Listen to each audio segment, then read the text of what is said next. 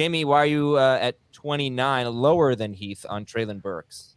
I just can't find a way to get him higher. For me, there's like a group of wide receivers like from like 20 to 30, and he's in that group of just. I don't have a problem if this is my number 2 receiver. I would love it if they're my number 3 receiver. But I think the upside for Treylon Burks is off the charts. It's just a matter of how many games is Ryan Tannehill going to start, and how many games is Treylon Burks going to stay healthy. It's one of those situations where there's so many targets available. I think it goes for Okonkwo as well. Those two guys I think should dominate targets there. And a very underrated player who I think you should keep an eye on is Kyle Phillips and just what he did in camp and to start the season last year as their second/third option in the passing game. But Treylon Burks has just a ton of upside. What he started to show at the end of last season, the prospect he was coming into the league, and then the unfortunate mini camp and training camp and just some of the injuries that he dealt with, just that whole team being bad. But I think if Ryan Tannehill starts the majority of the season, Treylon Burks is going to have a chance for a big year, and I'll probably regret having him outside my top 24. So I appreciate it, and I hope people that are in the Treylon Burks camp are following Heath's rankings and drafting him. They're probably not far off from where our overall ranking is.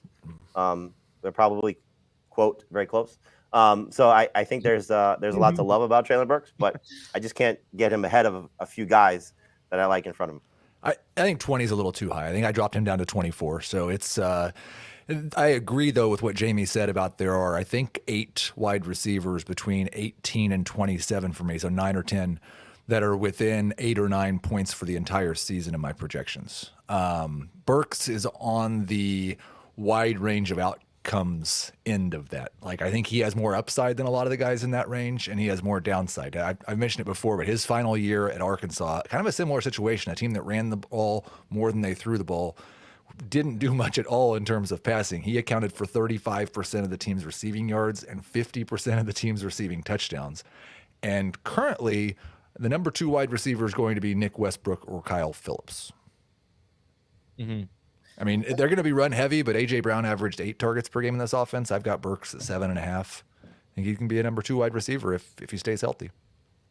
Yeah, 2 guys, Jamie, that I thought maybe you could make an easy case to put Burks ahead of would be McLaurin and Deontay Johnson, just on upside. What do you think? Yeah, no, I don't disagree. Johnson's a little tough for me in PPR just because I think he's going to bounce back, and I think he'll find the end zone a couple times at the very least. So that's tough one. But McLaurin is certainly there. I have Hopkins ranked ahead of him right now. We'll see where he ends up, and they could be teammates, which would be annoying.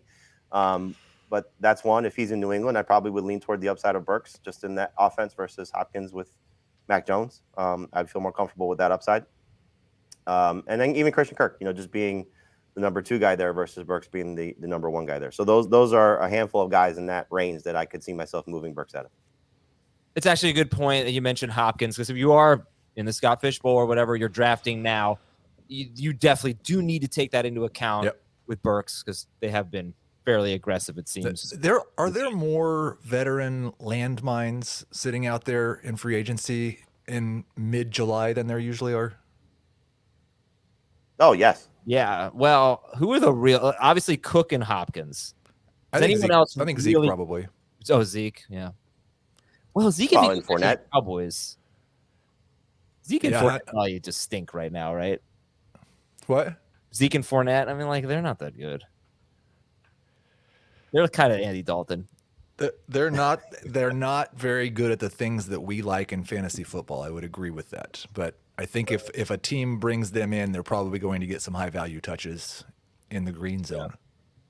All right, let's take a break. Yeah, the green zone. Let's take a break. And when we come back, 2 more players to talk about: Jordan Addison and David Njoku after this. Jordan Addison. Heath is again the high guy, and Jamie is right there with ADP. Jamie's got Addison as wide receiver 39, and that's where he's going right now. I moved him up after I saw your email. I'm moving to 36, so he's up 36 ahead of ADP. He's a round 8 pick right now, Jordan Addison. But Heath says, hold my beer. Did I use that right? Yeah, I think you did. 27, wide receiver 27. Yeah. Addison.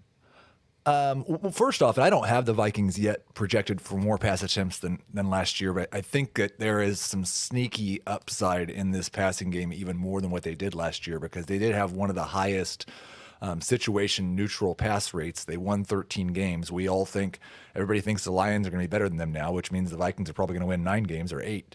There should be a lot more passing opportunities.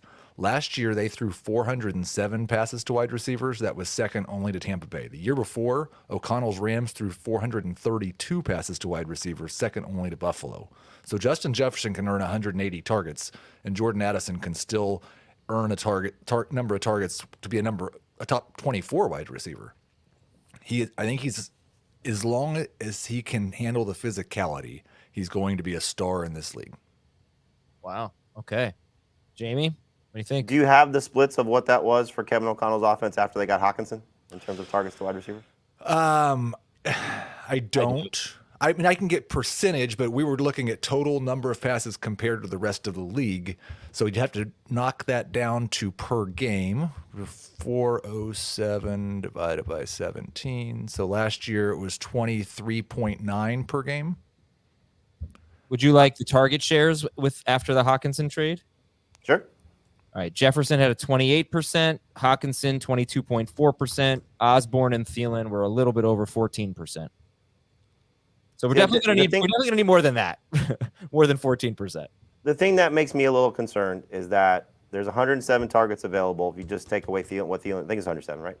What Thielen did last year, and what they have. And yes, they were among, if not leading the league in pass attempts, right? They were among the league leaders in pass attempts. They're top 5. Yeah. So they're going to throw the ball up. That's going to be what Kevin O'Connell wants to do, especially you take away Dalvin Cook. I don't care what you think of Alexander Madison. They're not going to run the ball more. So they may run the ball about the same, so 5 more carries, 10 more carries, whatever it ends up being across the season, 25 more, what you get what I'm saying. It scares me, the reports of KJ Osborne still showing out in camp, that Addison just dominates targets comparatively from the number 2 guy to number 3 guy. Justin Jefferson is such an alpha, and TJ Hockenson is going to be still a dominant tight end presence there and just presence on that team, that I just don't know if he's going to go from the 107 to 125 plus. That's the concern for me. And so I think if he's still in that 110 range, it's hard for Addison to necessarily break out above that. Now, Jefferson gets hurt. Jefferson doesn't have the same scoring potential, which I don't think anybody expects to have a steep decline. And Hockenson completely goes away. Then I just don't see the target share for Addison being as dominant as I think Heath expects it to be. So I love the talent. I love the potential. He was one of my favorite guys coming into this draft at any position. And I think the landing spot is great. But I just don't know if he's going to have the amount of opportunities without finding the end zone, let's say like Jahan Dotson did last year, to have that immediate impact right away as a rookie. Like it wouldn't be surprising to me, especially if there's an injury to one of the Chargers guys, if Quentin Johnston is better. And same thing maybe with Seattle if Jackson Smith and Njigba is better, just based on what those 2 guys also profile as well coming into the league. But I love Addison. I think he's a great number 3 receiver. I just don't want to overvalue him because he's replacing Adam Thielen and taking just necessarily more targets away from what the Vikings do. Yeah. Okay. So let's say he gets 117 targets. Think about the difference of what these 2 wide receivers did with that. But Drake London had 117 targets last year. He had 72 catches, 866 yards, and 4 touchdowns. You would think that Addison would do better than that, right? If he got 117 targets? Yes. What about Jalen Waddle's 117 targets, 75 catches, 1,356 yards, 8 touchdowns now? I don't think he would do that well. I think he would be in the middle of those 2. So he'd be Brandon Ayuk, 78 catches, 1,105 yards, 8 touchdowns on 114 targets. Yeah, I would take the under. The under? Ayuk was wide receiver 23 per game. I think if he gets 117 targets, that's about right. I've got Jefferson at 174, Hockenson at 136, Addison at 129, and Osborne at 97.